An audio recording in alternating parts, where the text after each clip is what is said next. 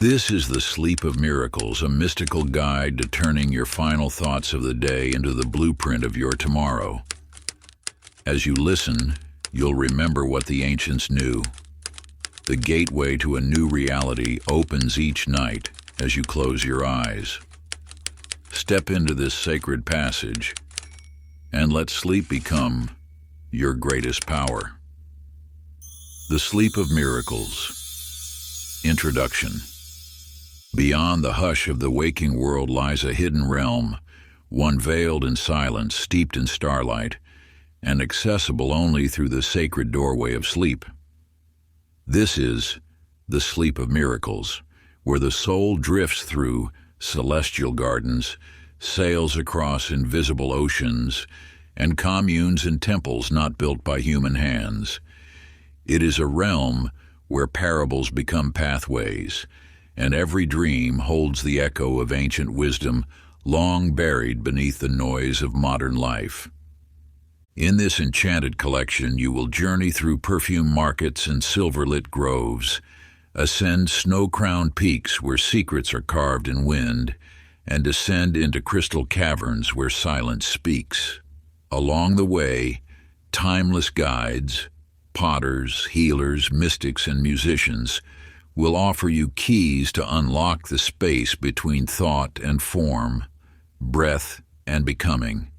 These are not stories to lull you, they are sacred instructions disguised as myth.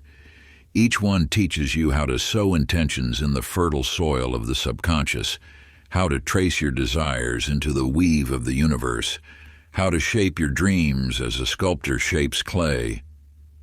In this twilight passage between worlds, your consciousness becomes the chisel, and your sleep, the altar. Once such truths were whispered only beneath temple domes or under desert moons, but tonight they are yours. Step into this mystical threshold with reverence. Let each word be a lantern guiding you toward the miraculous. For when sleep is entered with intention, the impossible becomes inevitable.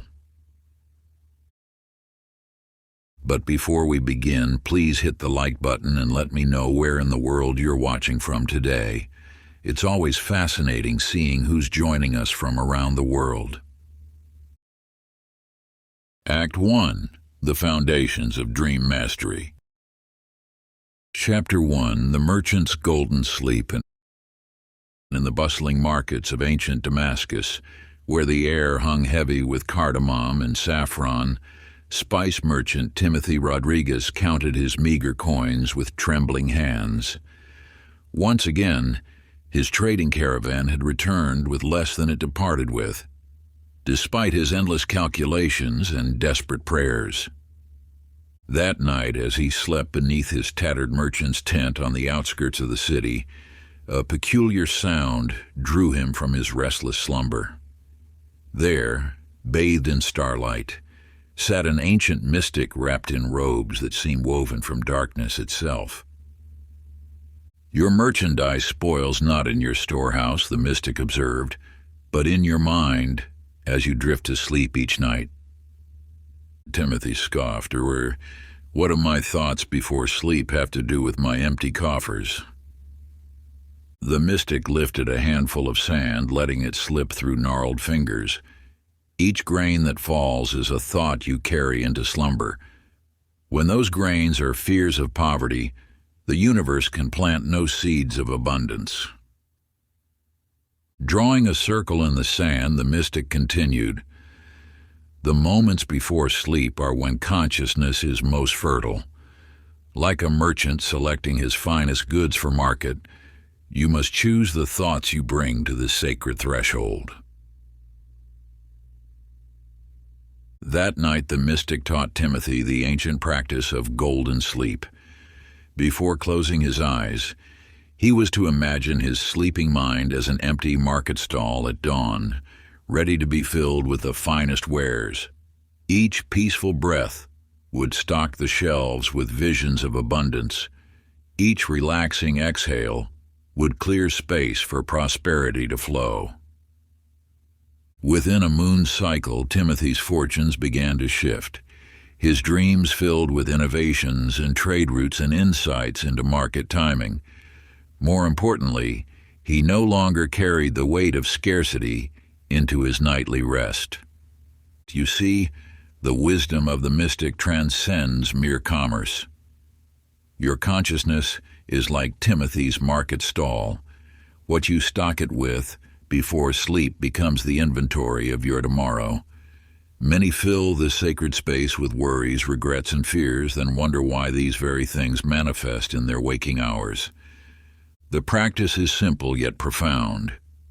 As you prepare for sleep tonight, imagine your consciousness as an empty vessel of infinite potential. With each breath, fill it with images of what you wish to manifest, not with desperate wanting, but with the calm certainty of a merchant selecting premium goods for valued customers. For just as Timothy discovered, the thoughts you bring to the threshold of sleep become the currency of your tomorrow's reality. Choose them with the care of a master merchant selecting his finest spices. Practice tonight before sleep claims you. Sit quietly and imagine your mind as a sacred marketplace at dawn. With each breath, stock its shelves with crystal-clear images of what you wish to manifest. Let worries and fears pass like distant caravans, focusing only on the pristine inventory of your choosing. Do this with the relaxed attention of one who knows that night's darkness always yields to dawn's abundance. Chapter 2: The Fisherman's Net of Intentions. And along the misty shores of ancient Ceylon, where waves whispered secrets to patient listeners, fisherman Michael Sullivan cast his nets day after day into empty waters.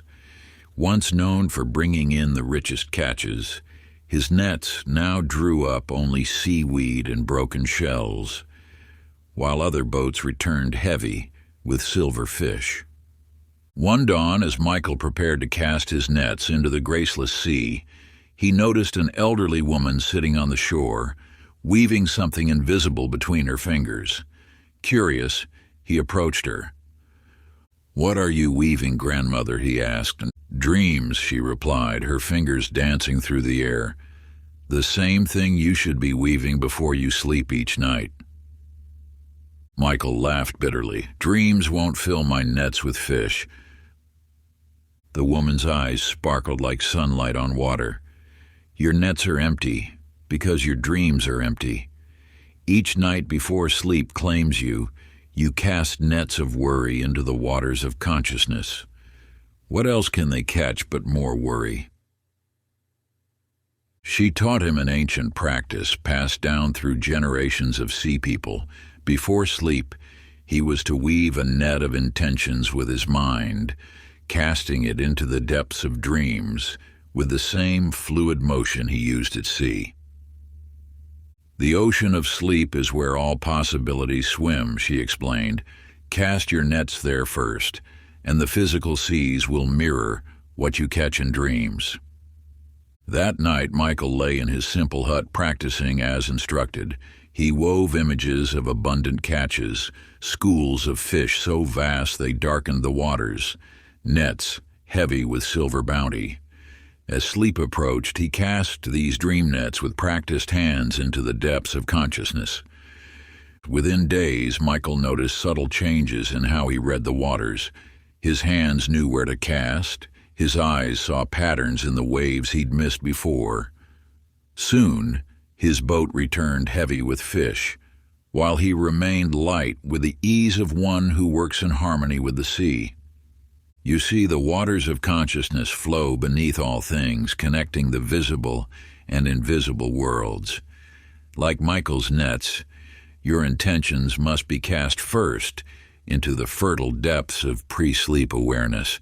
Many cast their nets only in physical waters, wondering why they catch so little. Practice tonight as you drift toward sleep. Weave a net of clear intentions. Feel the smooth rope of possibility sliding through your fingers. Cast this net with gentle confidence into the waters of consciousness, knowing that what you catch in dreams will surface in your waking waters. Like Michael, let your last conscious act be one of expectant casting rather than worried waiting. For the bounty of tomorrow is seated in the dreams of today. Chapter 3: The Potter's Dream Wheel. In the clay-rich valleys of ancient Mesopotamia, where earth yielded its secrets to knowing hands, master potter Jessica Martinez shaped vessels that seemed to capture starlight in their glazes, while other potters created serviceable bowls and jars. Jessica's works held something more, a living quality that made water taste sweeter and food more nourishing. One evening, as shadows lengthened across her workshop floor, a temple priestess appeared, her robes dusty from travel. Without word or introduction, she sat at Jessica's wheel and placed her hands on the clay. "Watch closely," the priestess commanded, her fingers barely touching the spinning mass. To Jessica's amazement, the clay began to rise and take shape of its own accord, as if responding to an invisible force. "This is how the universe shapes reality," the priestess explained, "not through force, but through gentle presence. And each night, as you drift toward sleep, your consciousness becomes like this wheel spinning between worlds, ready to form tomorrow's possibilities." Jessica frowned. "But I plan my vessels carefully, shaping them with practiced hands." The priestess smiled. "And how many of your finest works came not from planning, but from that state of flow where hands and clay seem to dance together? That same dance happens each night as you approach sleep, when consciousness becomes as malleable as fresh clay." She taught Jessica to prepare for sleep as she prepared her wheel, with reverence and expectation. Each night, Jessica was to imagine her consciousness as a potter's wheel, spinning in perfect balance. Her intentions would be like hands on clay, holding gentle but clear vision as sleep's sacred waters soften the material of reality. The secret, the priestess revealed, is in matching the rhythm of creation. Too much force shatters possibility. Too little fails to shape it. But in that perfect twilight state, as waking yields to sleep, reality becomes as responsive as well-prepared clay. Soon Jessica's works transcended even their previous beauty. People spoke of drinking from her cups and feeling refreshed in body and soul. Her bowls seemed to multiply the food they held, and her vases kept flowers fresh beyond their natural time. You see, consciousness shapes reality just as hands shape clay. Many approach sleep with rigid demands or loose inattention, wondering why their lives remain misshapen. But in the sacred spiral between waking and dreaming, all possibilities await your shaping touch. Practice tonight as you prepare for sleep. Imagine your consciousness as a perfectly centered wheel, spinning in serene balance. Feel yourself as both potter and clay, shaping and being shaped. Let your intentions be like skilled hands, present, gentle, and clear in their purpose. For in the sacred studio of sleep, tomorrow's reality awaits your artistry. Chapter 4: The Shepherd's Starlight Wisdom. In the rolling highlands of ancient Anatolia, where mountains touched clouds and stars hung close enough to whisper to, young shepherd Christopher Adams tended his flock with a troubled heart. While other shepherds' sheep grew fat and peaceful, his remained restless, mirroring his own sleepless nights. One evening, as Christopher counted his wandering flock for the 100th time, an elderly shepherd materialized from the mist, his staff glowing faintly with an inner light. "You count to keep track," the elder observed, "but the ancients counted to transcend." Christopher paused his counting. "What do you mean, wise one?" The elder shepherd smiled, pointing to where sheep dotted the hillside like earthbound stars. Each sheep is a breath, each breath a step toward the divine. The counting itself is but a rope ladder into deeper consciousness. "But I count sheep because I cannot sleep," Christopher protested. "Ah," the elder chuckled. "But that's precisely why the practice began. The ancient shepherds discovered that counting, when done with sacred rhythm, attunes the mind to celestial frequencies. They counted not sheep, but steps between worlds." That night, the elder taught Christopher the true art of sheep counting. Each number was to be a gentle breath, each breath a release of earthly concerns. The sheep themselves were to be viewed as stars, their wool glowing with ethereal light.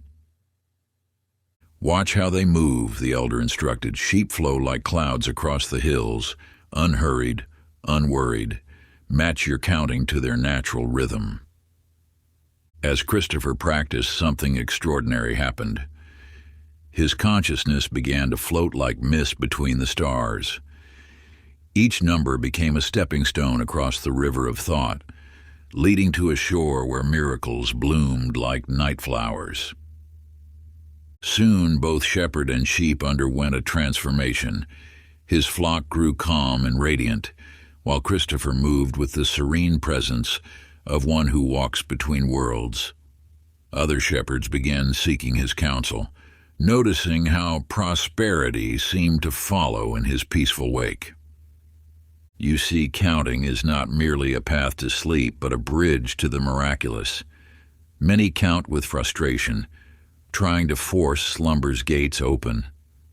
But the ancient shepherds knew counting as a sacred dance, each number a step toward divine consciousness." Practice. Tonight, as you lay beneath your own stars, count with shepherd's wisdom. Let each number be a soft breath, each breath a release. View your thoughts as sheep, gently herding them toward starlit peaks of consciousness.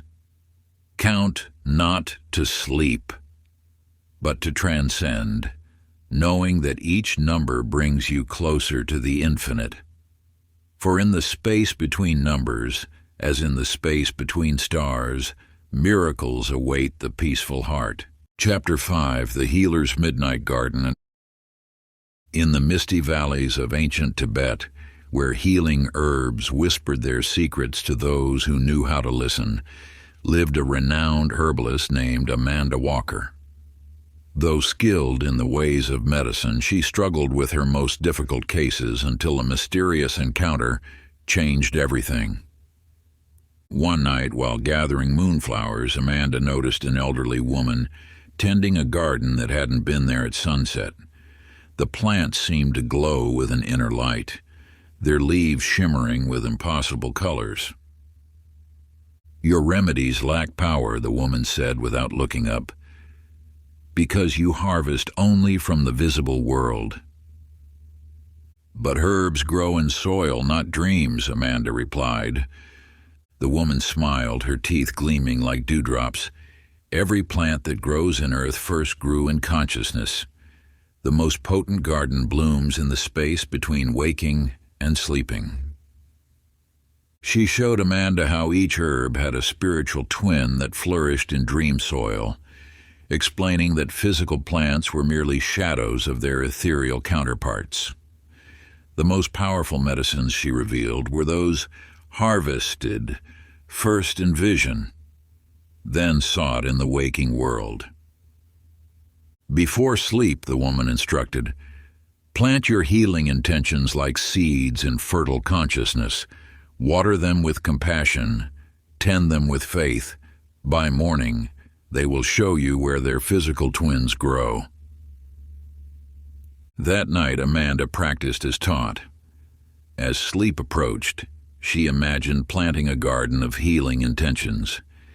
Each seed was a pure desire to heal. Each breath was nurturing rain. In her dreams, she walked through a luminous garden where plants revealed their deepest secrets. Upon waking, Amanda found herself drawn to places she'd never noticed before. Herbs she'd overlooked now practically glowed with healing potential. Her remedies took on remarkable power, as if infused with the essence of their dream twins.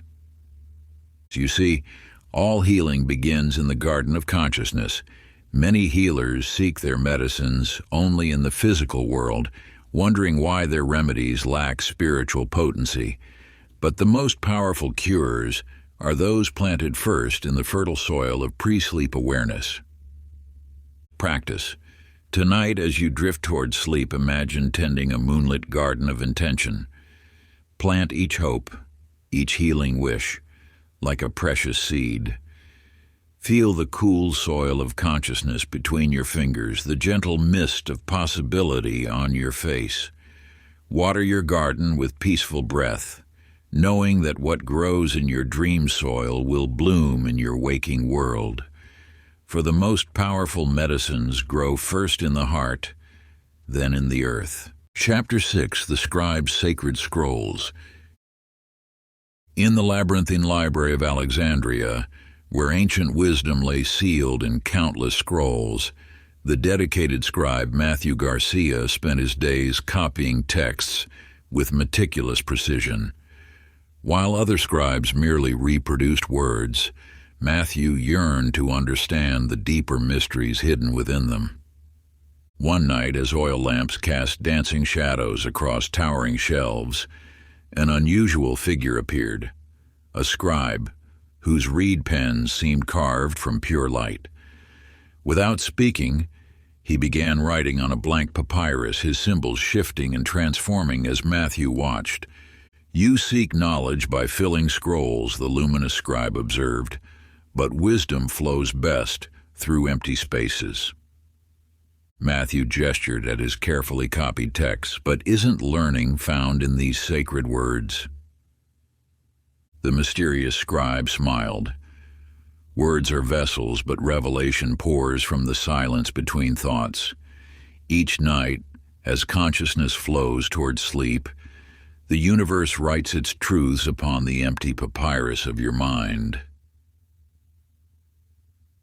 He showed Matthew a different way of studying, not by memorizing texts, but by asking questions of the night. Before sleep, Matthew was to write his deepest queries in his mind, then surrender them to the darkness like seeds scattered on fertile soil.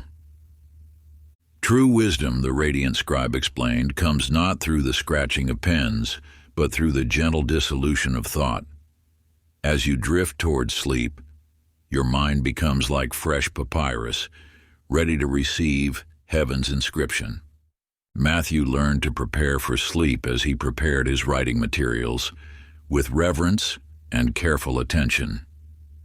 Each question was to be dipped in the ink of sincere seeking, then released into the sacred darkness between consciousness and dreams. Soon Matthew's understanding transcended mere scholarship.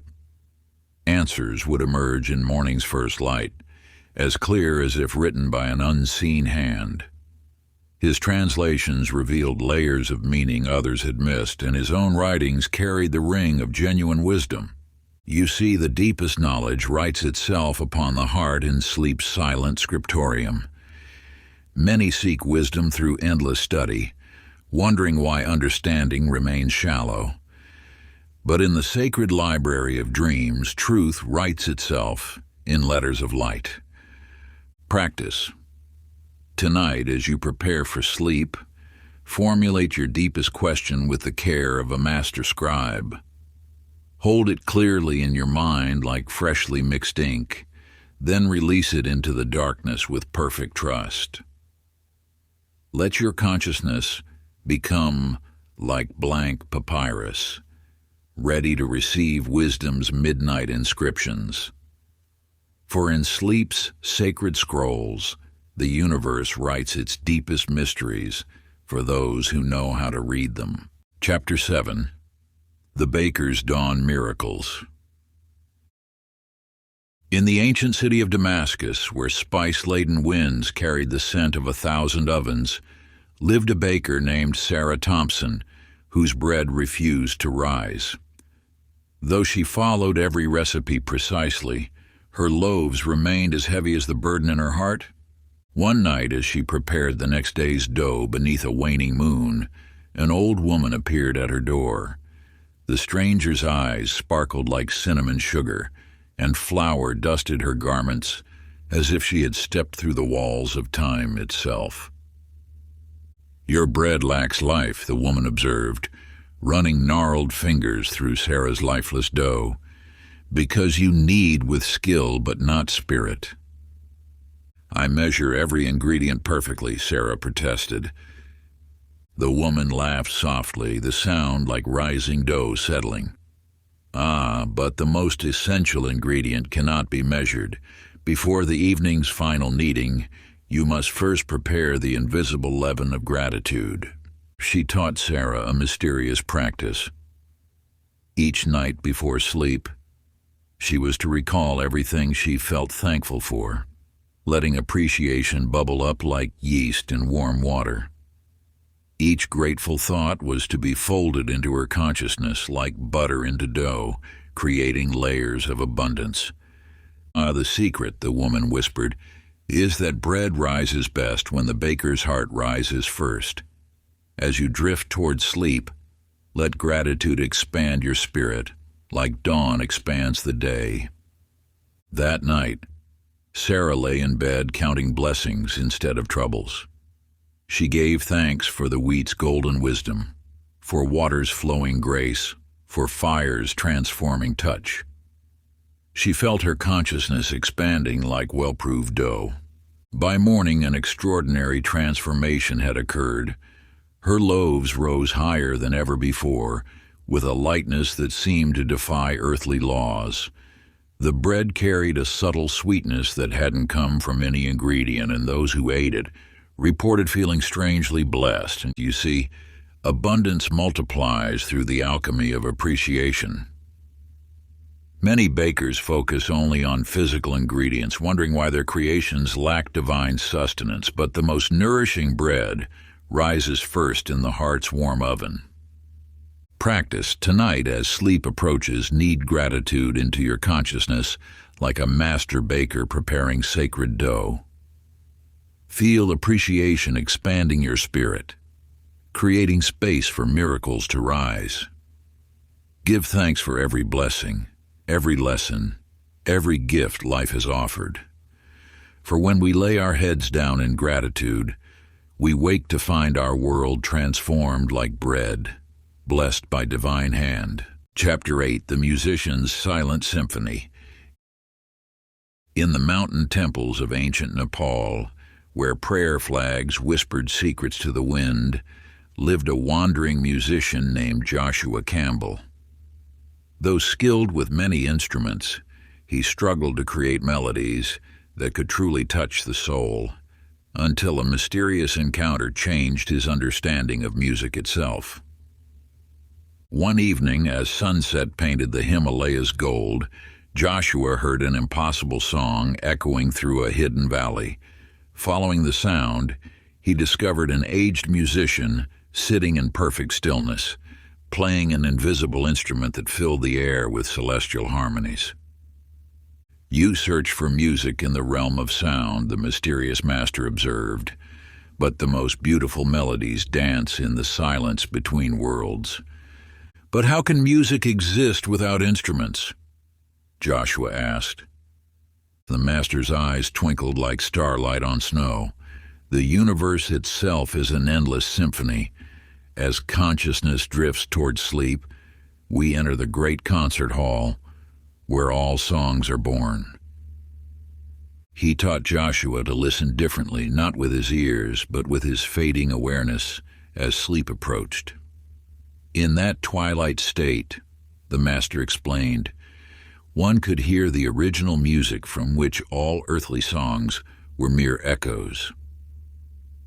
Before sleep, the master instructed, become like an empty flute through which the wind of existence might play. Let your thoughts quiet until you hear the orchestra of the spheres. That night, Joshua lay still, allowing his mind to become like a hollow bamboo reed. As consciousness dimmed, he began to hear it. Music beyond music, melodies that had no beginning or end.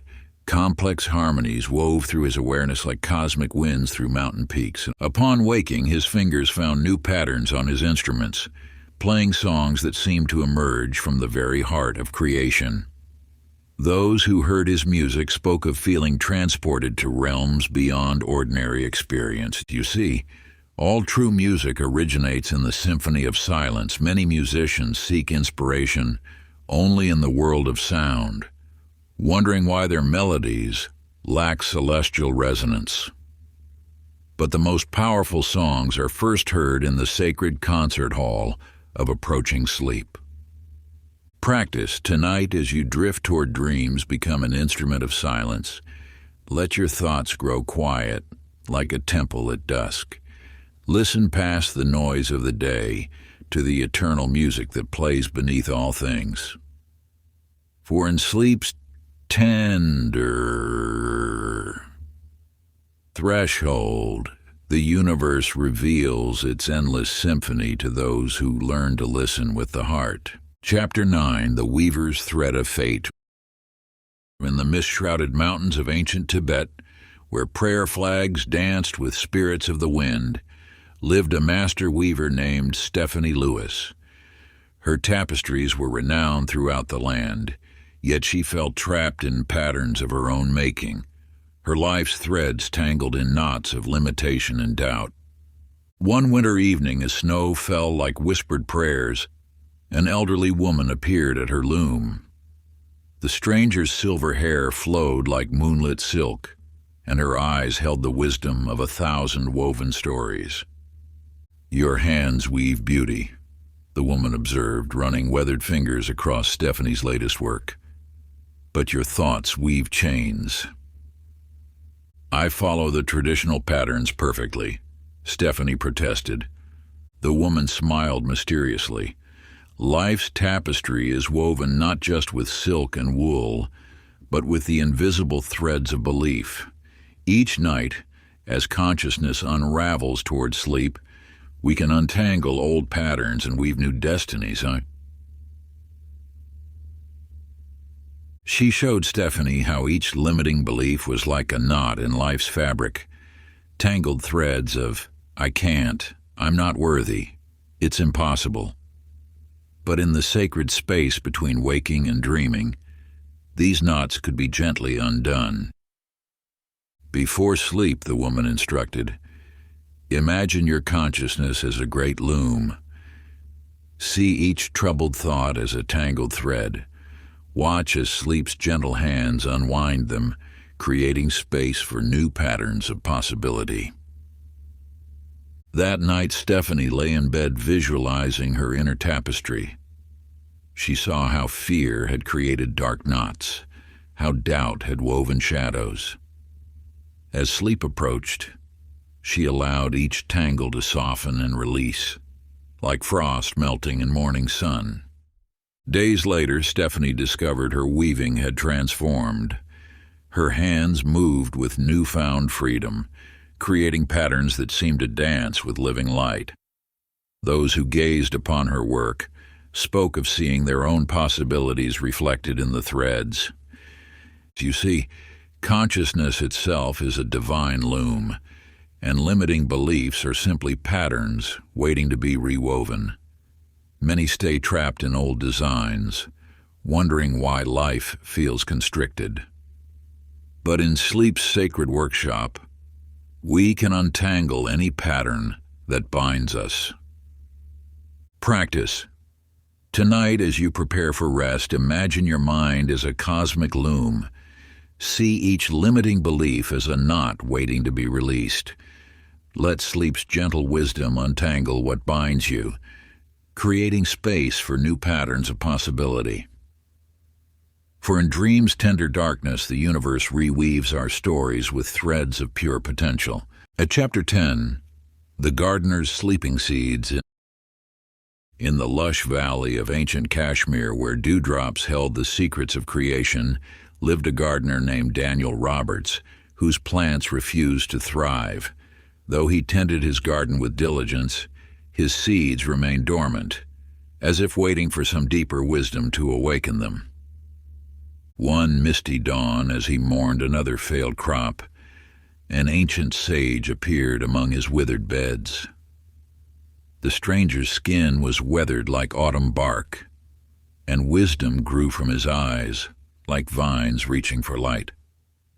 "You dig in the wrong soil," the sage observed, kneeling to scoop a handful of earth. "The most fertile ground lies not beneath your feet, but behind your sleeping eyes." "But I've tried every growing technique," Daniel protested. The sage smiled, letting the soil sift through his fingers like grains of time. "All miracles begin as seeds in the dark soil of dreams. Just as plants grow unseen beneath the earth, transformation takes root in the midnight of consciousness." He revealed to Daniel that sleep was like a sacred growing season, where intentions planted in twilight consciousness germinated in mystery. Each night was a chance to tend the inner garden, where all manifestation begins. Before sleeping, the sage instructed, plant your desires like seeds in fertile darkness. Trust that divine forces work while you rest, just as nature labors in Earth's hidden depths. That night, Daniel lay in bed imagining his consciousness as rich, dark soil. He planted seeds of hope and possibility in the loamy depths of approaching sleep, trusting in the invisible process of spiritual germination. As days passed, an extraordinary transformation unfolded.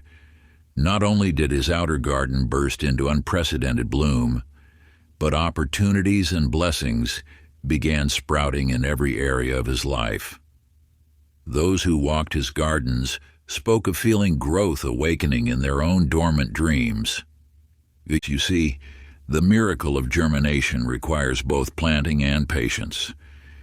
Many focus only on daylight action, wondering why their desires never flower into reality.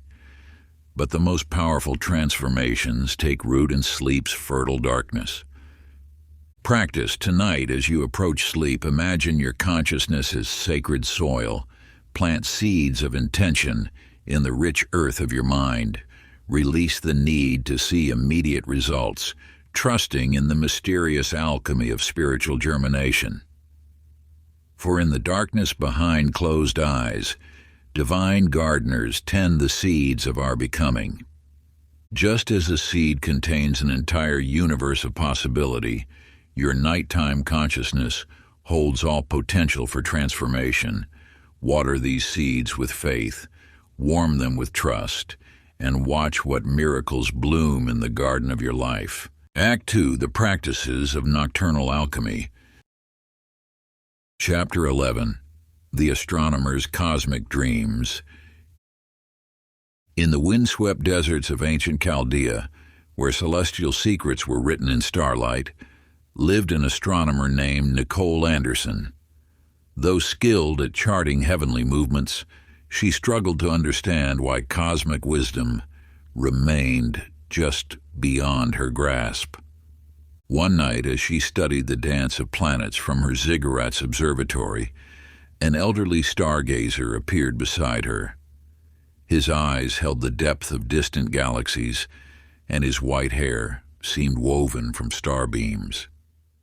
"You map the sky's motions," he noted, tracing invisible patterns in the air, "but miss the greater rhythm that moves through all things."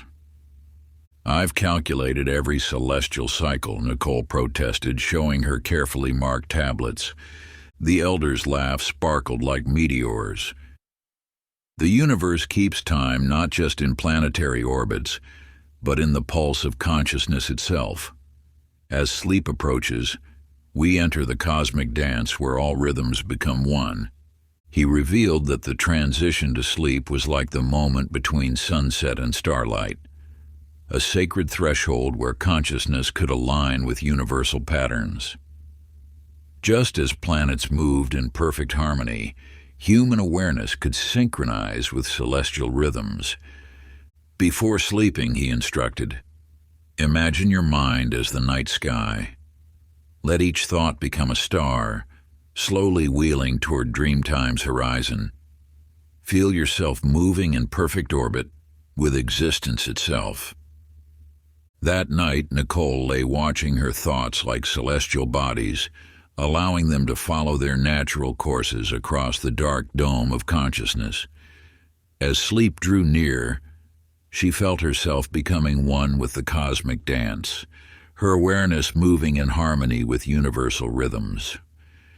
Soon, her understanding of astronomy transformed. Her calculations revealed not just planetary positions, but the deepest patterns of existence. Those who studied her star charts spoke of seeing not only celestial movements but the very choreography of creation. You see, the universe moves in perfect synchronicity, from the grandest galaxy to the subtlest shift of awareness. Many observe only surface motions, wondering why they feel out of step with life's flow. But in sleep's velvet darkness, we can align with the very pulse of existence. Practice tonight as you drift toward dreams. Imagine your consciousness as the vast night sky. Watch your thoughts like stars making their evening journey. Feel yourself moving in natural rhythm with the cosmic dance. For in sleep's sacred observatory, we remember our place in the eternal choreography of creation. Just as celestial bodies move in divine harmony, your consciousness can align with the perfect timing of the universe. Trust in this sacred synchronization and watch as your life begins to move in rhythm with miracle itself. Chapter 12, The Blacksmith's Forged Visions. In the volcanic valleys of ancient Armenia, where the earth's fire met human craft, lived a master blacksmith named Robert Martinez. Though his hammer rang true on common metals, he struggled to forge the legendary Damascus steel that warriors sought from distant lands. One sweltering afternoon, as frustration rose with the forge smoke, a scarred smith appeared in his workshop. The stranger's arms bore the marks of 1,000 fires, and his eyes glowed like molten copper in twilight. "Your hammer strikes metal," the master observed, lifting a cooling blade, "but neglects the anvil of the mind." "I've mastered every forging technique," Robert insisted, displaying his finest works. The stranger's laugh rumbled like distant thunder. "The strongest steel is forged not just in physical fire, but in the flames of focused consciousness. As sleep approaches, the mind becomes most malleable, ready for reshaping." He revealed that the transition to sleep was like heating metal to its critical point, a sacred moment when consciousness could be hammered into new forms. Just as steel required repeated striking to align its structure, the mind needed consistent pre-sleep affirmations to forge new patterns. Before sleeping, he instructed, see your intentions as raw metal. With each breath like a hammer blow, shape them in the forge of drowsy awareness. Let sleep's cooling darkness temper what you've formed. That night, Robert lay visualizing his desires heating in consciousness's forge. With each heartbeat like a hammer strike, he shaped his intentions with unwavering focus. As sleep approached, he felt them cooling into unbreakable forms. Within weeks, his bladesmithing transformed. His hands seemed guided by ancient wisdom, creating steel that whispered secrets of fire and form. Those who wielded his weapons spoke of feeling unstoppable resolve flowing through the metal. You see, willpower is like sacred steel. It must be heated, hammered, and properly tempered to achieve its greatest strength. Many strike once and wonder why their intentions shatter, but in sleep's divine forge, we can hammer our dreams into unbreakable reality. Practice. Tonight, as you approach sleep, imagine your consciousness as a sacred forge. Let each intention heat in its fires until glowing. With every breath like a master's hammer, shape your desires with focused precision. Trust sleep's cooling wisdom to temper what you forged. For in dreams' ancient smithy, divine forces hammer miracles into being. Just as a blade gains power through repeated folding and striking, your intentions grow stronger with each night's sacred forging. Trust this eternal process and watch your desires transform from base metal into miraculous Damascus steel. Chapter 13. The Dancer's Flowing Grace. In the misty mountains of ancient Nepal, where prayer flags whispered secrets of movement to the wind, lived a temple dancer named Elizabeth Hall. Though her physical forms were perfect, she felt a mysterious disconnection between her sacred dances and the flow of her daily life. One moonlit evening, as she practiced in the temple courtyard, an elderly dance master appeared like a shadow taking form. Her silver hair floated like silk ribbons in the breeze, and her movements seemed to bend space itself. "You dance with your limbs," the master observed, swaying like a willow, "but not with the rhythm of existence." "I've mastered every sacred position," Elizabeth protested, demonstrating an intricate sequence. The master's smile rippled like water. "Life itself is a divine dance, and sleep is when we learn its deepest choreography. The moments before dreams are when we can align our inner rhythm with the universe's eternal flow." She revealed that the transition to sleep was like a sacred dance between worlds, a time when consciousness could learn to move in perfect harmony with life's inherent grace. Just as dance connected body and spirit, twilight awareness could bridge intention and manifestation. "Before sleeping," she instructed, "let your thoughts move like dancers. Feel each worry dissolve into graceful motion, each hope spiral upward like a temple offering." That night, Elizabeth lay experiencing her thoughts as sacred movements. Each concern transformed into a flowing gesture. Each dream became a celestial dance. As sleep approached, she felt herself moving in perfect synchronicity with existence itself. Gradually, her entire life transformed into a graceful performance. Obstacles seemed to bow and step aside. Opportunities flowed like perfectly timed partners in a cosmic dance. Those who watched her perform spoke of seeing the universe's own choreography in her movements. You see, grace is not just physical fluidity. It is the art of moving in harmony with life's divine rhythm. Many resist the flow, wondering why they stumble through their days. But in sleep's sacred dance hall, we can learn the steps of miraculous living. Practice tonight as you drift toward dreams. Imagine your thoughts as sacred dancers. Let each one move with natural grace, flowing towards sleep's tender darkness. Feel yourself becoming one with the eternal dance of creation. For in night's temple we remember the original choreography of existence. Just as a dancer becomes the dance itself, your consciousness can merge with the perfect grace of the universe. Trust this sacred rhythm and watch your life transform into a beautiful performance of endless possibility.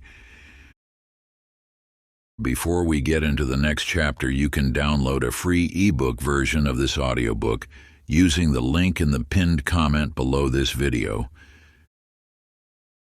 Chapter 14, The Architect's Blueprint Dreams. In the white stone cities of ancient Alexandria, where geometry shaped sacred spaces, lived a master architect named John Torres. Though his buildings stood strong, he struggled to design structures that lifted both body and spirit toward the divine. One sun-blessed morning, as he sketched plans in the sand, A mysterious builder appeared beside his drawings. Her hands were stained with ancient mason's marks, and her eyes held the precise angles of the pyramids. "You draw with earthly measures," she noted, reshaping his lines with her staff, "but neglect the eternal blueprints that exist in dreams." "I've studied every principle of sacred architecture," John insisted, pointing to his careful calculations. The builder's laugh echoed like footsteps in an empty temple. "The greatest structures are first built in consciousness. As sleep approaches, we access the divine architect's own drawing table, where all possibilities already exist in perfect form." She revealed that the transition to sleep was like entering the cosmic architect's library, a sacred space where every conceivable design lay waiting to be discovered. Just as buildings required proper foundations, miraculous manifestations needed the right conscious blueprints. "Before sleeping," she instructed, "see your mind as a vast drafting table. Let each intention become a sacred geometric form, every dream a perfect structure waiting to rise from foundation to spire." That night, John lay visualizing his consciousness as an infinite architectural space. Each hope became a soaring arch, each goal a perfect column rising into darkness. As sleep approached, he felt himself walking through the completed temples of his desires. Soon his designs transformed beyond mere stone and mathematics. His buildings seemed to emerge from some eternal blueprint, spaces that sang with divine proportion. Those who entered his structures spoke of feeling their own dreams taking solid form. You see, all physical manifestation begins with the architect's vision, yet few access the cosmic drawing table, where all possibilities are already perfectly designed. Many build without plans, wondering why their creations crumble. But in Sleep's sacred drafting room, we can trace the eternal blueprints of miracle itself. Practice tonight as you approach dreams. Imagine your consciousness as a vast architectural space. See each intention as a sacred structure, perfect in every dimension.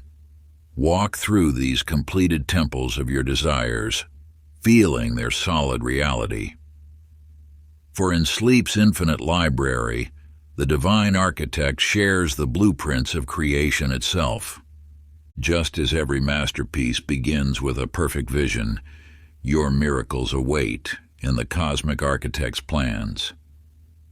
Trust these eternal designs and watch as your dreams rise from divine blueprint into living stone. Chapter 15. The Merchant Captain's Compass. In the mist-shrouded ports of ancient Phoenicia, where trader vessels sought fortune across treacherous seas, lived a merchant captain named Jason Reed. Though his ships were swift and his crew loyal, he struggled to find the most profitable routes through the ever-changing waters. One storm-threatened evening, as he consulted his charts in the harbor master's tower, an aged navigator appeared from the shadows. Her weathered skin bore the marks of 1,000 voyages, and her eyes reflected depths no plumb line could fathom. "You read the surface currents," she observed, tracing invisible paths across his maps, "but miss the deeper flows that dreams reveal." "I've mastered every navigation technique," Jason protested, displaying his collection of compasses.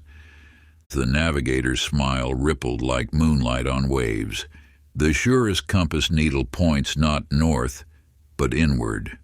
As sleep approaches, consciousness becomes like still waters, reflecting perfect guidance from the stars above." She revealed that the transition to sleep was like entering the cosmic harbor, a sacred time when inner wisdom could chart the clearest course through life's vast oceans. Just as ships needed both stars and compass, success required both conscious skill and dream guidance. Before sleeping, she instructed, see your mind as a still harbor. Let each question float like a ship seeking direction. Each dream become a star guiding you home. That night, Jason lay imagining his consciousness as peaceful waters. Each decision became a vessel, waiting for divine winds. Each possibility, a constellation, showing the way. As sleep approached, he felt himself reading the eternal star charts of infinite wisdom. Within moons, his trading journeys transformed. His ship seemed guided by an invisible hand, finding safe passage through storms and discovering rich ports others had missed. Those who sailed with him spoke of feeling an uncanny certainty in their course. You see, true navigation requires both outer and inner instruments, yet many consult only physical maps, wondering why they drift off course. But in sleep's sacred harbor, we can read the celestial charts that guide us to miraculous shores. Practice tonight as you drift toward dreams. Imagine your consciousness as calm waters in a sacred harbor. Let each question float peacefully, awaiting divine direction. Feel the eternal compass within, aligning with perfect guidance. For in night's endless ocean, we remember our true course through existence. Just as ancient mariners trusted stars to guide them home, your consciousness can follow sleep's eternal navigation. Trust these sacred waters and watch as your life's voyage leads to shores of unimaginable wonder. Chapter 16. The Librarian's Living Books. In the labyrinthine halls of ancient Alexandria's great library, where scrolls held the wisdom of 1,000 civilizations, lived a keeper of texts named Tiffany Carter. Though she could recite countless works from memory, she felt the deepest knowledge remained somehow just beyond her grasp. One candlelit evening, as she arranged scrolls in the astronomy section, an unusual librarian emerged from between the towering shelves.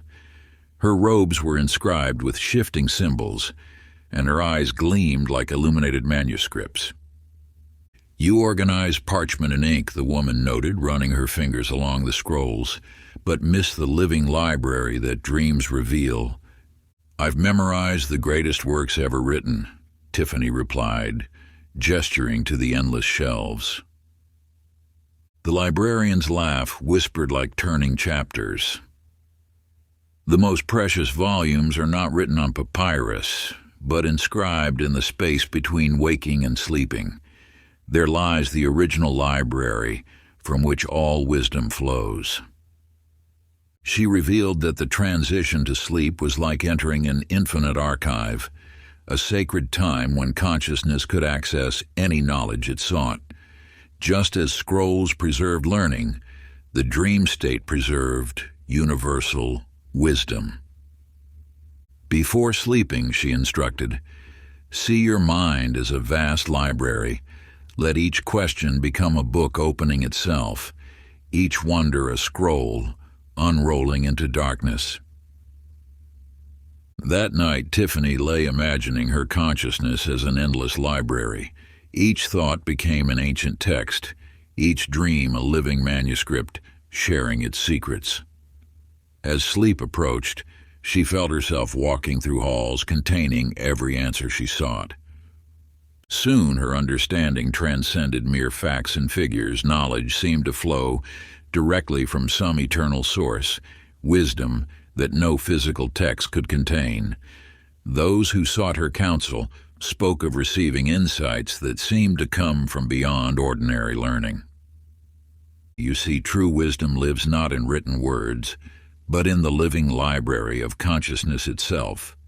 Many search only outer sources, wondering why understanding eludes them.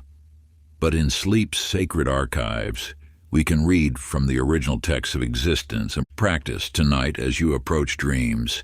Imagine your consciousness as an infinite library. Let each question become a book that opens effortlessly to the perfect page. Feel yourself accessing the eternal archives of universal knowledge. For in night's boundless library, we remember what our souls have always known.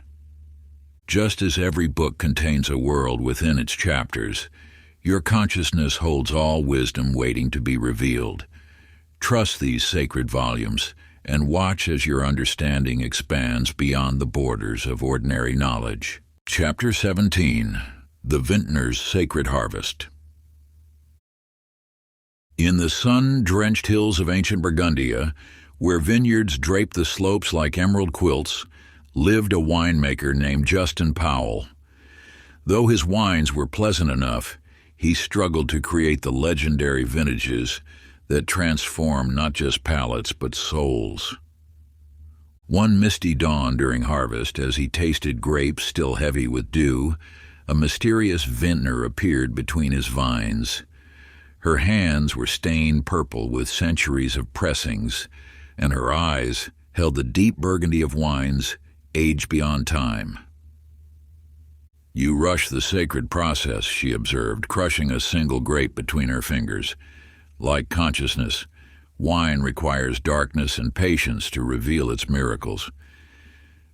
"But I follow every traditional method," Justin protested, showing his carefully kept fermentation records. The vintner smiled like sunlight through wine. "The sweetest grapes transform not through force, but through trust in darkness. As sleep approaches, consciousness enters its own fermentation, a sacred alchemy requiring only our patient surrender." She revealed that the transition to sleep was like placing grapes in the pressing vat, a holy moment when we release control and trust the mysterious process of transformation. Just as wine needed darkness and time, miracles required the fermentation of consciousness during rest. "Before sleeping," she instructed, "see your mind as a sacred cellar. Let each intention rest like aging wine, each dream a vintage maturing in perfect timing." That night, Justin lay imagining his consciousness as a vast wine cave. Each hope became a cask of precious possibility, each prayer a vessel of potential transforming in darkness. As sleep approached, he felt himself walking through endless cellars where miracles aged to perfection. Soon his wines developed qualities beyond mere taste. They seemed to carry something eternal in their depths, essences that transformed those who drank them. His cellar became known as a place where spirits were lifted and souls restored. You see, true transformation requires not effort, but trust in the natural alchemy of consciousness.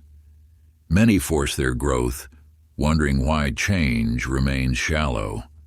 But in sleep's sacred cellar, we allow ourselves to be transformed by divine timing. Practice tonight as you approach dreams. Imagine your consciousness as an ancient wine cave. Let each intention rest like a cask of precious potential, trusting the perfect timing of transformation. Feel yourself surrendering to sleep's mysterious alchemy. For in night's ageless cellar, we mature into our most miraculous vintage. Just as every great wine requires darkness to reveal its glory, your consciousness transforms through sacred rest. Trust this divine fermentation and watch as your spirit develops qualities beyond imagination. Chapter 18. The Mapmaker's Uncharted Territories. In the mountainous reaches of ancient Cappadocia, where cave cities wound through stone like sacred labyrinths, lived a cartographer named Michelle Santos.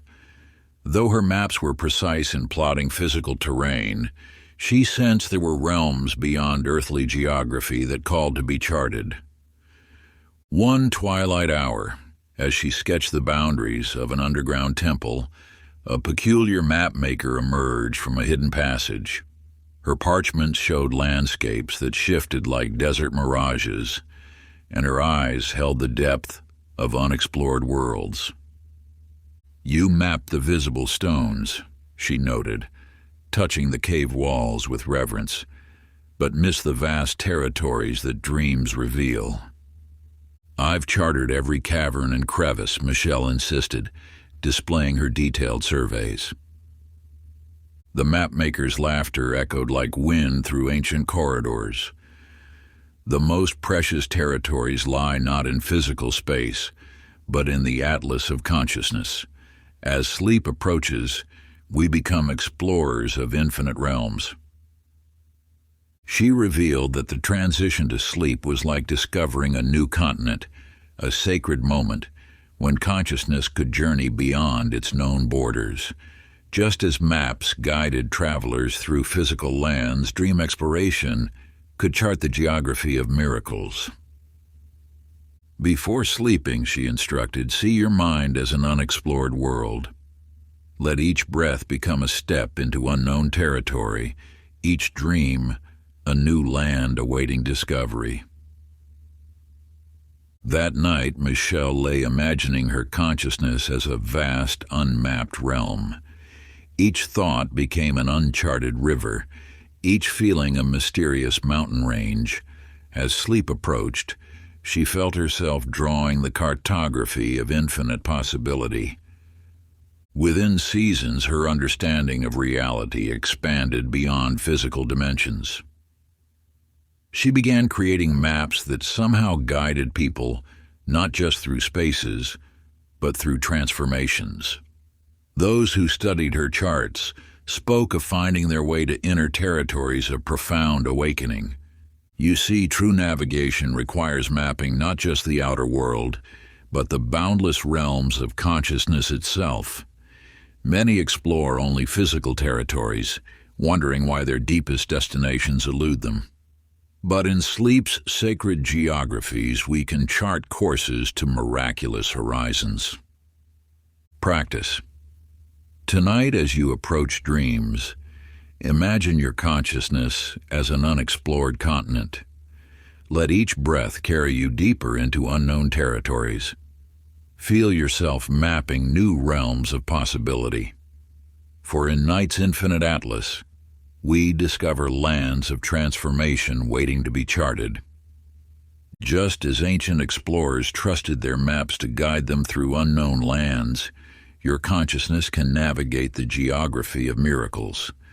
Trust these sacred territories and watch as your inner explorations reveal destinations beyond imagination. Chapter 19. The Clockmaker's Timeless Moments. In the mist-shrouded mountains of ancient Tibet, where monasteries measured time by shadows on sacred stones, lived a master clockmaker named Ryan Foster. Though his mechanical timepieces were precise to the heartbeat, he sensed a deeper rhythm beyond the counting of moments. One windswept evening, as he calibrated a water clock beneath the stars, an enigmatic timekeeper appeared beside his workshop. Her robes flowed like liquid hours, and her eyes held the stillness of eternal now. "You measure the passing of shadows," she observed, touching a sundial with ethereal fingers, "but miss the timeless moment that sleep reveals." "I can divide seconds into 1,000 pieces," Ryan replied, displaying his intricate chronometers. The timekeeper smiled like moonlight on still water. "The most precious time exists not in the ticking of gears, but in the space between tick and tock. There lies an eternal moment where all possibilities bloom." She revealed that the transition to sleep was like stepping outside time itself, a sacred pause when consciousness could access the infinite present. Just as clocks marked external rhythms, the dream state opened doorways to timeless realms. "Before sleeping," she instructed, "see your mind as a vast clockwork cosmos. Let each breath become a gateway between moments, each heartbeat a door to the eternal now." That night, Ryan lay imagining his consciousness as an infinite mechanism of divine timing. Each thought became a gear, turning toward stillness, each breath a pendulum swinging into timelessness. As sleep approached, he felt himself entering the space between seconds where miracles dwelt. Soon his understanding transcended mere measurement. His timepieces seemed to capture something of eternity in their movements. Those who came to set their watches spoke of feeling aligned with sacred time itself. You see, true timekeeping means finding the eternal moment hidden within each breath. Many count only passing seconds, wondering why fulfillment remains always one tick away. But in sleep's sacred stillness, we remember we are already living in miracle time. Practice tonight. As you approach dreams, imagine your consciousness as a vast cosmic clockwork. Let each breath open a gateway between moments. Feel yourself entering the timeless space where all possibilities exist simultaneously. For in night's eternal present, we discover that every miraculous moment is now. Just as every clock contains the mystery of time within its mechanisms, your consciousness holds the key to timeless transformation. Trust these sacred moments and watch as your life aligns with divine timing beyond ordinary measurement. Chapter 20. The Philosopher's Paradox. In the misty valleys of ancient Kashmir, where wisdom schools like pearls and mountain folds, lived a peculiar philosopher named Amber Richardson. Though her logic was keen as a diamond blade, the deepest truths seemed to slip through her carefully constructed arguments like water through cupped hands. One moonless night, as she debated philosophical riddles with her students, a mysterious teacher appeared in their garden. Her silence spoke volumes, and her presence seemed to bend reality like heat waves above summer stones. "You chase wisdom with thoughts," she observed, watching a lotus unfold in the dark pond. "But truth blooms in the space where thinking ceases." "How can we know anything without thought?" Amber challenged, citing ancient texts. The teacher's laugh rippled like wind through temple bells. "The mind that grasps at wisdom is like a fist trying to hold water. Only when the hand relaxes does it become a vessel. Sleep approaches like night's tide, washing away our certainties until paradox dissolves into perfect understanding." She revealed that the transition to sleep was nature's greatest philosopher, a sacred state where opposing truths could coexist like stars, reflected in still water, just as dawn and dusk merged light and shadow. The twilight of consciousness unveiled ultimate reality. "Before sleeping," she instructed, "see your mind as an empty cup. Let each thought float away like autumn leaves on a stream until only awareness remains." That night, Amber lay watching her racing thoughts like clouds passing through vast sky. Each concept became weightless, each paradox transparent as morning mist. As sleep approached, she felt herself becoming the space where all apparent opposites resolved into unity. Gradually, her teaching transformed. Rather than offering answers, she guided students to that twilight realm where questions dissolved of themselves. Those who studied with her spoke not of gaining knowledge, but of awakening to what they had always known. You see, true wisdom dawns not through accumulation, but through letting go into profound simplicity.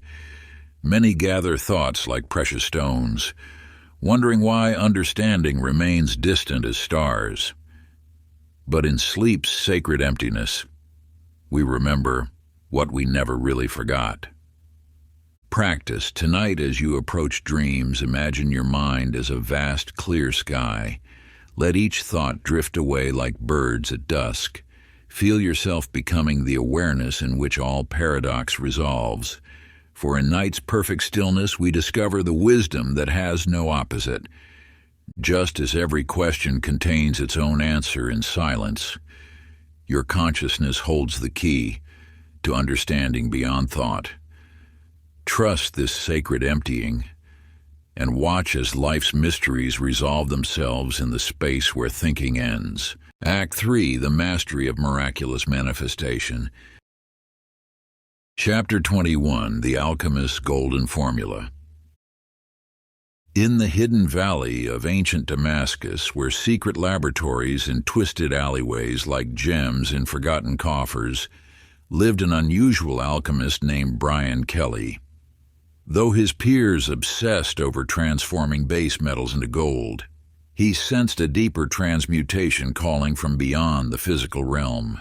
One starlit evening, as he tended his bubbling athanors, a veiled alchemist appeared at his workshop door. Her robes shimmered with impossible colors, and her movements left trails of golden light in the air. "You seek to transform matter," she observed, touching a crucible with luminous fingers, "but miss the greater alchemy that sleep reveals." "I've mastered every known formula," Brian protested, gesturing to his shelves of carefully labeled vials. The alchemist's smile gleamed like quicksilver. "The true philosopher's stone lies not in earthly elements, but in the sacred laboratory of consciousness.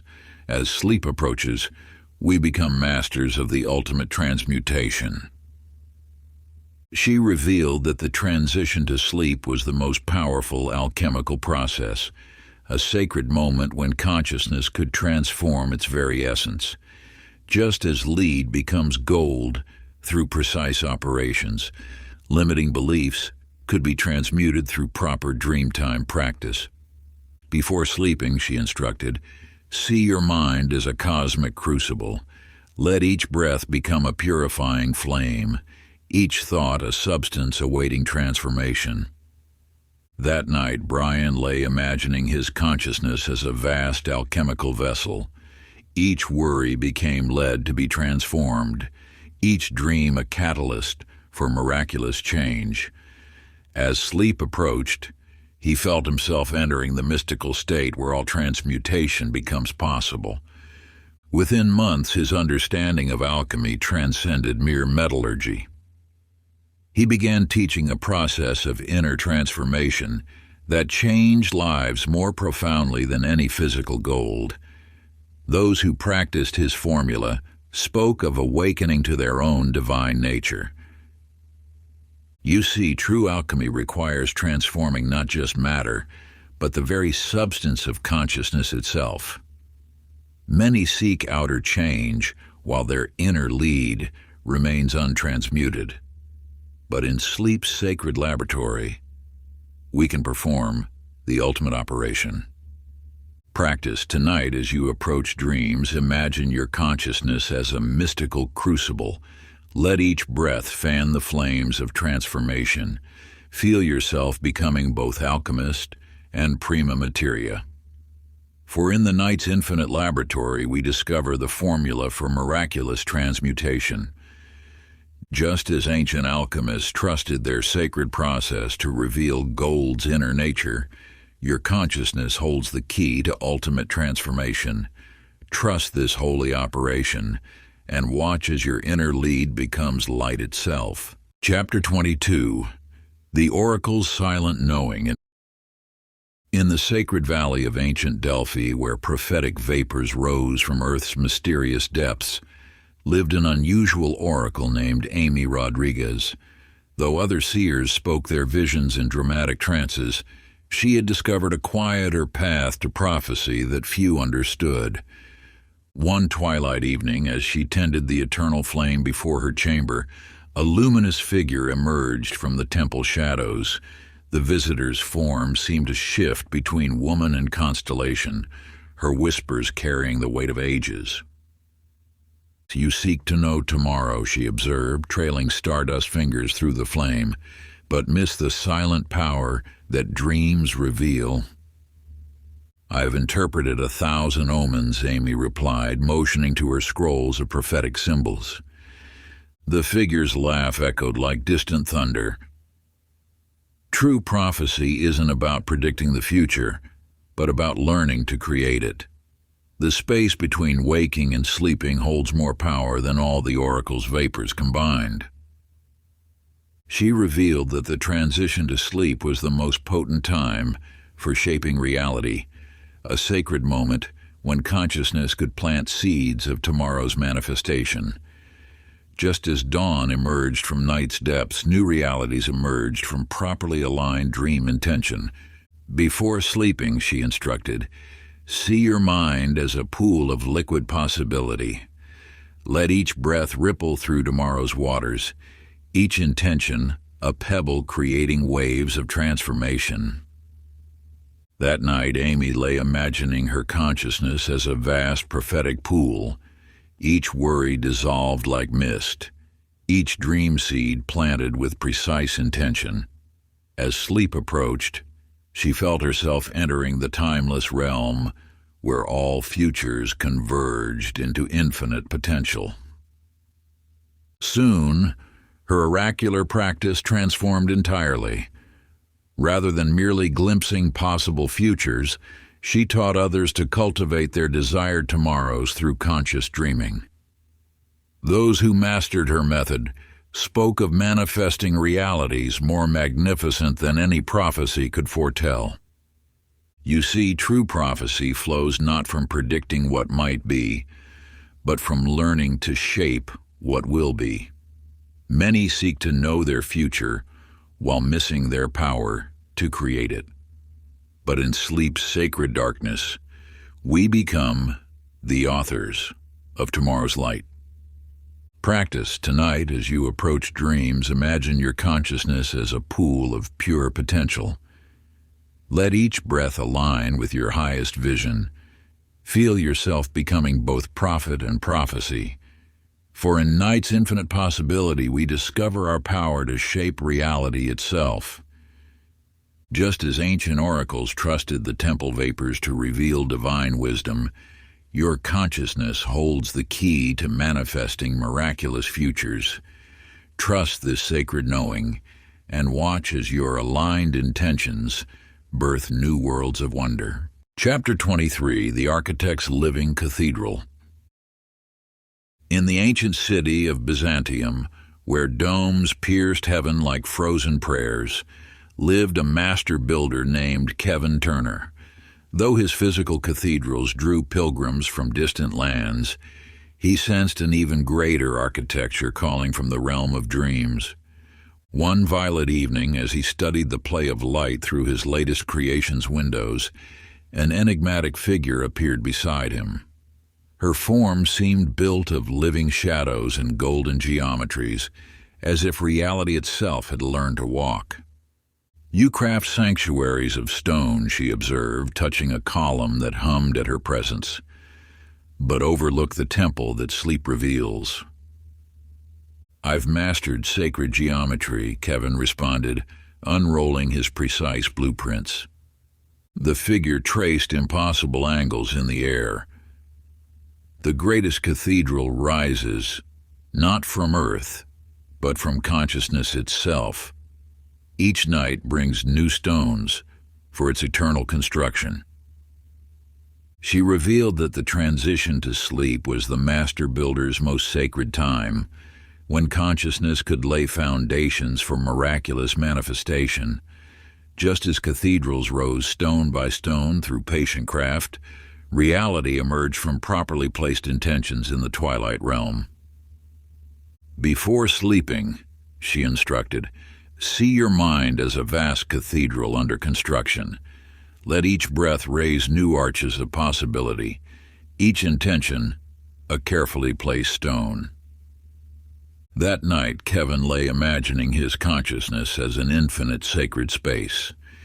Each limiting thought became a stone to be reshaped, each dream a spire reaching toward divine potential. As sleep approached, he felt himself entering the timeless workshop where all creation begins. Gradually, his understanding of architecture transcended mere physical form. He began teaching others to build inner cathedrals of transformed consciousness, their lives becoming more magnificent than any earthly structure. Those who learned his method spoke of inhabiting realities grander than imagination's reach. You see, true architecture shapes not just space, but the very substance of being itself. Many build outer temples, while their inner sanctuary remains unfinished. But in sleep's sacred workshop, we become the architects of ultimate reality. Practice tonight as you approach dreams. Imagine your consciousness as a living cathedral under eternal construction. Let each breath raise new vaults of possibility. Feel yourself becoming both architect and architecture. For in night's infinite workspace, we discover our power to build miraculous new worlds. Just as ancient builders trusted sacred geometry to reveal divine proportion, your consciousness holds the blueprints of ultimate creation. Trust this holy construction, and watch as your inner cathedral becomes a beacon for heaven's light. Chapter 24. The Phoenix Master's Rebirth. In the sacred desert of ancient Arabia, where fire temples dotted the windswept dunes like fallen stars, lived a peculiar flamekeeper named Rachel Brooks. While others tended physical fires, she had discovered a deeper flame that burned in the boundary between wake and sleep. One copper-skied evening, as she kindled the night's first flames, a figure emerged from the dancing shadows. Her form flickered between woman and firebird, each movement leaving trails of ethereal embers in the air. "You guard earthly flames," she observed, touching a brazier that flared at her presence, "but miss the eternal fire that sleep reveals." "I've kept the sacred fires burning for decades," Rachel replied, gesturing to her perfectly maintained altars. The figure's laugh sparked like flint on steel. "The truest flame burns not in temples, but in consciousness itself. Each night brings death to old patterns and rebirth to new possibilities." She revealed that the transition to sleep was the Phoenix's greatest secret, a sacred moment when consciousness could die to limitation and be reborn into miracle. Just as the mythical firebird arose renewed from its own ashes, human potential could transform through proper dreamtime surrender. "Before sleeping," she instructed, "see your mind as a phoenix preparing for transformation. Let each breath become sacred fire, burning away what no longer serves." That night, Rachel lay imagining her consciousness as an infinite flame. Each worry became fuel for transformation, each dream a spark of rebirth. As sleep approached, she felt herself entering the mystical state where all renewal becomes possible. Within seasons, her understanding of firekeeping transcended mere flame tending. She began teaching others to die nightly to their old selves and arise reborn each dawn. Those who mastered her method spoke of awakening to lives they hardly dared imagine. You see, true rebirth requires surrendering not just thoughts, but the very identity that holds them. Many seek change while clinging to what must be released. But in sleep's sacred fire, we can arise wholly new. Practice tonight as you approach dreams. Imagine your consciousness as a phoenix preparing for transformation. Let each breath fan the flames of renewal. Feel yourself becoming both fire and firebird. For in night's infinite alchemy, we discover our power to die and be reborn. Just as the mythical phoenix trusted the sacred flames to reveal its immortal nature, your consciousness holds the key to endless renewal. Trust this holy conflagration and watch as your limited self becomes pure light. Chapter 25. The Diamond Cutter's Perfect Clarity. In the mist-shrouded mountains of ancient Lanka, where precious gems slept in darkness until awakened by skilled hands, lived a legendary diamond cutter named Stephen Lopez. While other craftsmen focused solely on the physical stones, he had discovered that consciousness itself could be cut to reveal hidden facets of miraculous potential. One crystalline dawn, as he studied a particularly challenging rough diamond, an otherworldly figure appeared beside his workbench. Her form seemed carved from living light, each movement prismatic with rainbow refractions. "You shape earthly stones," she observed, touching a diamond that sparked at her presence, "but overlook the gem that twilight consciousness reveals." "I've mastered the art of perfect cuts," Stephen replied, displaying his collection of flawless diamonds. The figure's laugh chimed like crystal bells. "The greatest diamond lies not in earth's depths, but in the human spirit. Each night brings new opportunities to cut away what dims its radiance." She revealed that the transition to sleep was the master jeweler's most potent time, when consciousness could be shaped with the precise pressure of focused intention. Just as diamonds formed under Earth's sustained compression, miraculous clarity emerged through consistent pre-sleep practice. "Before sleeping," she instructed, "see your mind as an uncut diamond. Let each breath apply perfect pressure, each intention a precise angle of transformation." That night, Stephen lay imagining his consciousness as pure crystal potential. Each limiting thought became an impurity to be cut away, each dream a new facet revealing inner light. As sleep approached, he felt himself entering the timeless workshop where all polishing occurs. Soon his understanding of gem mastery transcended mere stones.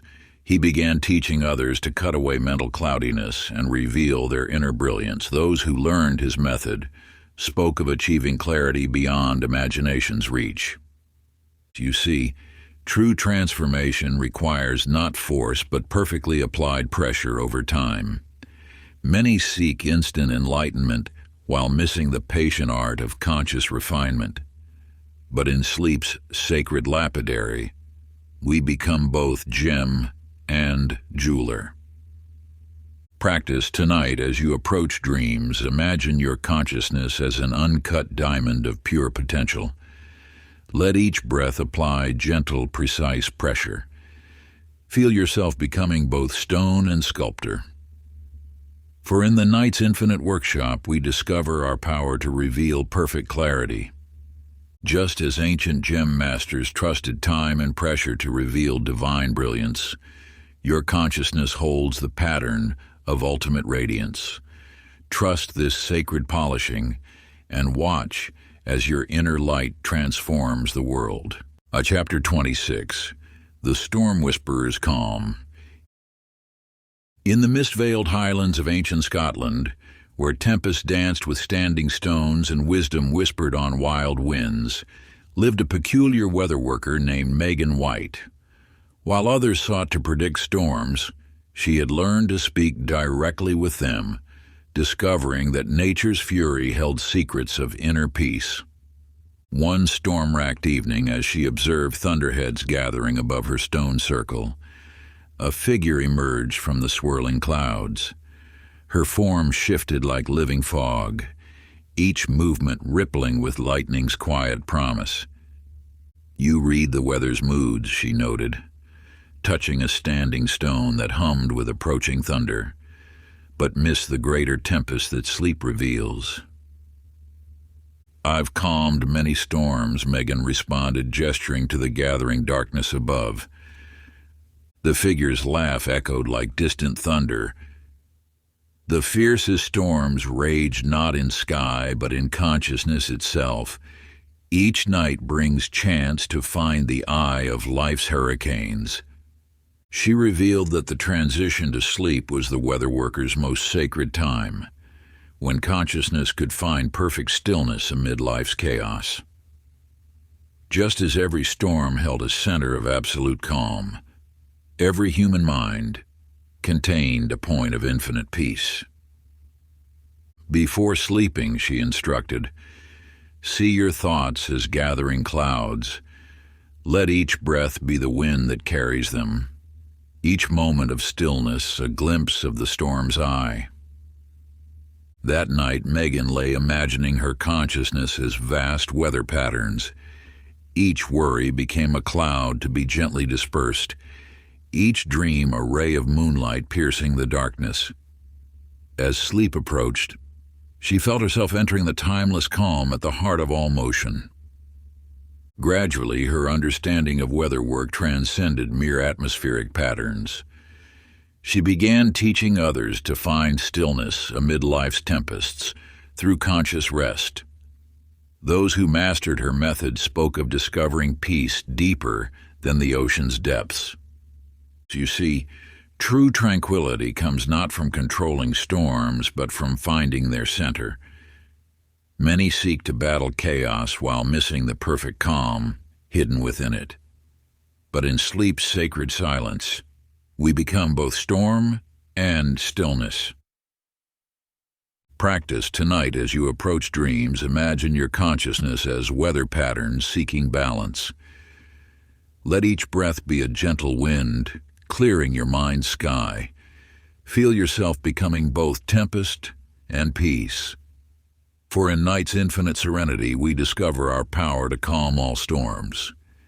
Just as ancient weather workers trusted nature's rhythms to reveal hidden harmony, your consciousness holds the pattern of perfect peace.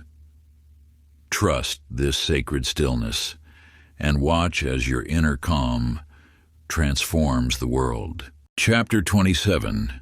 The Memory Keeper's Sacred Stories. In the mist-shrouded valleys of ancient Wales, where stone circles held the whispers of 10,000 tales, lived a tribal storyteller named Mark Edwards. While others merely recited legends, he had discovered that stories were living things that grew and transformed in the fertile soil of sleep. One twilight evening, as he prepared to share tales beneath an ancient oak, a figure emerged from between its twisted roots. Her form seemed woven from moonlight and shadow, each movement adding new threads to reality's tapestry. "You speak of heroes past," she observed, touching the oak that resonated with remembered songs, "but miss the greatest story sleep reveals." "I've preserved our tribe's wisdom for generations," Mark replied, gesturing to his collection of memory stones. The figure's laugh rippled like water over sacred pools. "The truest tales write themselves not in stone, but in consciousness itself. Each night brings chance to revise the story of who you are." She revealed that the transition to sleep was the storyteller's most potent moment, when consciousness could rewrite its own narrative. Just as ancient tales transformed with each telling, human potential could reshape itself through intentional dream stories. "Before sleeping," she instructed, "see your life as an unfinished tale. Let each breath add new possibilities, each moment of rest a fresh page of becoming." That night, Mark lay imagining his consciousness as an infinite scroll of stories. Each limitation became a plot twist to be reimagined, each dream a new chapter of possibility. As sleep approached, he felt himself entering the timeless library where all stories originated. Within seasons, his understanding of story-keeping transcended mere preservation. He began teaching others to rewrite their inner narratives through conscious dreaming. Those who mastered his method spoke of awakening into stories grander than imagination's reach. You see, true transformation requires becoming both tale and teller. Many seek to change their story while clinging to old plots. But in sleep's sacred storytelling, we discover our power to author miracle. Practice tonight as you approach dreams. Imagine your consciousness as an endless story unfolding. Let each breath turn a new page of possibility. Feel yourself becoming both narrative and narrator. For in night's infinite library, we discover our power to rewrite reality. Just as ancient storytellers trusted tales to reveal deeper truths, your consciousness holds the perfect story waiting to be told. Trust this sacred authorship and watch as your inner narrative transforms the world. Chapter 28, The Lighthouse Guardian's Beacon. In the mist-wrapped cliffs of ancient Phoenicia, where sacred fires guided ships through treacherous waters, lived a lighthouse keeper named Kimberly Parker. While others merely tended physical flames, she had discovered that consciousness itself could become a beacon, drawing miracles through the darkness of night. One storm-tossed evening, as she climbed the winding steps to light the night's fire, a figure emerged from the spiral stairwell's shadows. Her form shimmered like living flame, each movement casting prismatic guidance through the gloom. "You light paths for wandering vessels," she observed, touching the crystal lens that amplified the tower's flame, but overlooked the greater lighthouse within. "I've saved countless ships from destruction," Kimberly replied, gesturing to her logbook of rescued vessels. The figure's laugh sparkled like starlight on waves. "The most powerful beacon shines not from towers, but from grateful hearts at rest. Each night brings chance to amplify your inner light." She revealed that the transition to sleep was the lighthouse keeper's most sacred time, when consciousness could beam pure attraction through reality's darkness. Just as ships follow the constant flame to safe harbor, miracles naturally gravitated toward minds radiating consistent gratitude. "Before sleeping," she instructed, "see your heart as a crystal lens. Let each breath polish its surface, each moment of thankfulness strengthen its beam." That night, Kimberly lay imagining her consciousness as an infinite lighthouse. Each worry became a shadow to illuminate, each dream a ship drawn to her inner harbor. As sleep approached, she felt herself becoming pure radiance, drawing good fortune as naturally as light attracts moths. Soon her understanding of guidance transcended mere navigation. She began teaching others to become beacons of attraction through conscious gratitude. Those who learned her method spoke of miracles arriving as easily as waves reaching shore. You see, true manifestation requires not force but consistent illumination. Many seek to chase good fortune while missing their power to attract it naturally. But in sleep's sacred lighthouse, we become both flame and keeper. Practice tonight as you approach dreams. Imagine your consciousness as a lighthouse of infinite attraction. Let each breath polish your inner lens. Feel yourself becoming both beacon and light. For in night's infinite radiance, we discover our power to draw all good things homeward. Just as ancient lighthouse keepers trusted their flames to guide ships to harbor, your consciousness holds the perfect power of attraction. Trust this sacred beaming and watch as your inner light draws miracles to shore. Chapter 29, The Eclipse Master's Hidden Power. In the sun-blessed valleys of ancient Maya, where celestial secrets whispered through temple observatories, lived an eclipse master named Timothy Chen. While others tracked the moon's shadow across Earth, he had discovered how consciousness itself revealed hidden coronas of power during the sacred twilight between waking and dreams. One evening, as he adjusted his obsidian mirror to catch the day's dying light, a figure emerged from the shadow of a carved serpent column. Her form shifted between light and darkness like an eclipse in motion, each movement revealing, then concealing infinite wisdom. "You study heaven's veiled moments," she noted, touching the polished black mirror that caught starlight's first glimmer, "but miss the greater eclipse that sleep reveals." "I've mapped every celestial dance," Timothy responded, gesturing to his stone calendar markings. The figure's laugh echoed like light breaking through shadow. "The most profound eclipse occurs not in sky, but in consciousness itself. Each night brings chance to witness powers hidden by day's bright illusions and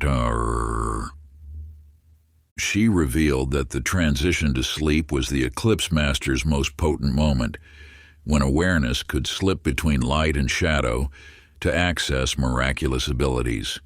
Just as the sun's corona becomes visible only when its brightness is veiled, human potential shines most clearly in the twilight of consciousness.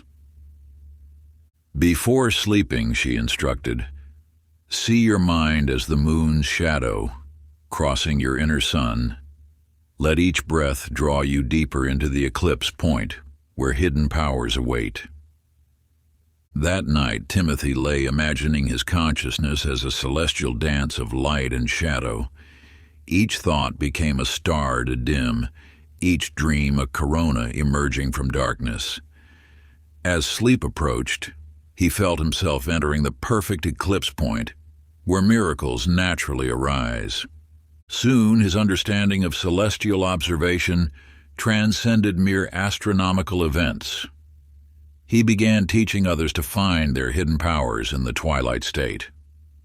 Those who mastered his method spoke of abilities emerging as naturally as stars at dusk. You see, true power reveals itself not in fullness but in perfect balance between light and dark. Many seek abilities through force, while missing the natural revelation that comes through gentle surrender. But in sleep's sacred eclipse, we become both shadow and light. Practice tonight as you approach dreams. Imagine your consciousness as a solar eclipse in motion. Let each breath draw you toward the perfect point of revelation. Feel yourself becoming both sun and shadow. For in night's infinite eclipse, we discover our hidden corona of power. Just as ancient eclipse masters trusted shadow to reveal light's secrets, your consciousness holds perfect powers waiting to emerge. Trust this sacred revealing and watch as your inner corona transforms the world. Chapter 30. The Mirror Maker's Reflection. In the crystal caves of ancient Phoenicia, where polished surfaces caught and multiplied light's mysteries, lived a master mirror maker named Sean Mitchell. While others crafted mere reflective surfaces, he had discovered that consciousness itself was the ultimate mirror, perfectly reflecting inner states into outer reality. One dawn, as he carefully polished a sacred mirror meant for the temple, a figure emerged from the cave's crystalline depths. Her form seemed made of living quicksilver, each movement creating ripples through reality itself. You polish surfaces to show physical form, she observed, touching a mirror that seemed to capture infinity, but miss the greater reflection that shapes all existence. I've created the truest mirrors in all lands, Sean replied, gesturing to his collection of perfectly polished surfaces. The figure's laugh shimmered like moonlight on still water. The most perfect mirror exists not in silver or stone, but in the pool of consciousness itself. Each night brings chance to polish its surface to flawless clarity. She revealed that the transition to sleep was the mirror maker's most sacred moment, when consciousness could achieve perfect stillness, reflecting pure potential into manifestation. Just as still water perfectly mirrors the sky, a quiet mind draws heaven's miracles into earth's reality. Before sleeping, she instructed, see your mind as an infinite mirror. Let each breath smooth its surface, each moment of rest deepen its clarity. That night, Sean lay imagining his consciousness as a boundless reflective pool. Each thought became a ripple to gentle, each dream a new image emerging from perfect stillness. As sleep approached, he felt himself becoming pure reflection, neither grasping nor rejecting, but perfectly mirroring divine possibility. Within seasons, his understanding of reflection transcended mere craftsmanship. He began teaching others to polish their inner mirrors through conscious rest. Those who mastered his method spoke of reality reshaping itself to match their inner clarity with perfect precision. You see, true manifestation requires becoming a perfect mirror. Many seek to force change while missing their power to simply reflect what they wish to create. But in sleep's sacred mirroring, we become both reflection and reflector. Practice tonight as you approach dreams. Imagine your consciousness as an infinite mirror. Let each breath polish its surface smoother. Feel yourself becoming pure reflection, neither grasping nor rejecting. For in night's infinite mirroring, we discover our power to perfectly reflect heaven's miracles into earth's reality. Just as ancient mirror makers trusted perfectly still surfaces to reveal truth, your consciousness holds the power of flawless reflection. Trust this sacred mirroring and watch as your inner clarity transforms the world. If you enjoyed this audiobook, I created a free ebook version for you. You can download it using the link in the pinned comment. Conclusion. In the highest reaches of the ancient Himalayas, where sacred peaks pierce the veil between earth and heaven, stood the Temple of Dreams. Here, Brandon Phillips served as keeper of humanity's oldest wisdom. Though few knew his true role extended far beyond tending sacred fires and welcoming weary pilgrims, on the night of a rare celestial alignment, as countless seekers slumbered in the temple's meditation halls, Brandon stood watching the steady rise and fall of their breathing. A sublime presence materialized beside him, her form composed of starlight and shadow. "You've guided them well," she whispered, her voice like wind through prayer flags. "But now comes the final revelation. They seek miracles in distant mysteries," Brandon replied, gazing at the sleeping pilgrims, "while carrying infinity within their dreams." The figure's laugh cascaded like mountain streams. "That is precisely why you were chosen as keeper. You understand that the greatest temple exists not in stone, but in the sacred space between waking and dreams." She revealed that every human already possessed the complete power of miraculous transformation. The temple itself was merely a mirror, reflecting back their own infinite potential. All wisdom teachings, all sacred practices, served only to remind them of what they had temporarily forgotten. Before sleep, she instructed, they must remember they are not entering unconsciousness, but returning to their true nature as creators of reality. That night, as Brandon moved silently among the sleeping seekers, he shared this final truth through dreams, that they were not students but masters, not seekers but finders, not pilgrims, but living temples of infinite potential. The temple's greatest secret was that it needed no secrets. Its highest teaching was that no teaching was needed. Its deepest mystery was that no mystery existed, except the mysterious simplicity of remembering one's true nature through conscious rest. And you see, transformation requires not force but gentle recognition. Many seek enlightenment while missing their fundamental nature as light itself. But in sleep's sacred surrender, we remember our original face. Practice tonight as you approach dreams. Remember that you are not falling into unconsciousness, but rising into your true nature. Let each breath be a return to infinite potential. Feel yourself becoming what you have always been, a living temple of miraculous power. Just as ancient temple keepers preserved humanity's highest wisdom, your consciousness holds the complete power of transformation. Trust this sacred knowing and watch as remembrance gently awakens the miracle that you are. Thus ends our journey through the sleep of miracles, though in truth it is but the beginning of your endless awakening. If you enjoyed this exclusive audiobook, I handpicked this next book which will change your life.